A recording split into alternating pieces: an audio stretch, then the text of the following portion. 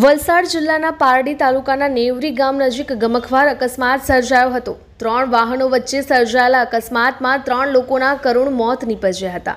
ઘટનામાં નેવરી ગામની જ 2 મહિલાઓના અકસ્માતમાં મોતને પગલે સમગ્ર પંથકમાં ગમગીનીનો માહોલ છવાયો હતો। બનાવની વિગત પ્રમાણે પારડીના નેવરીના સડક ફળિયા નજીકથી પૂર ઝડપે પસાર થયેલા એક પિકઅપ જીપે રિક્ષાને જોરદાર ટક્કર મારી હતી।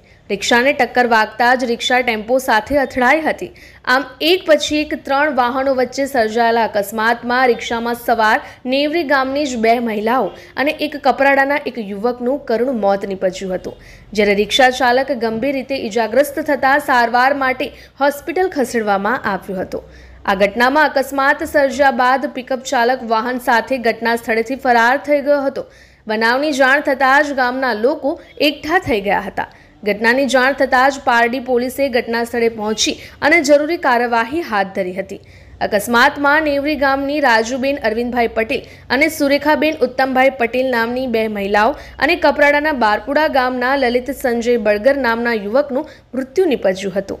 અકસ્માતના ઘટના સ્થળે કમકમાટી ભર્યા દ્રશ્યો સર્જાયા હતા। એક સાથે 3 લોકોના અકસ્માતમાં મોતને પગલે સમગ્ર પંથકમાં શોકનું મોજું ફરી વળ્યું હતું।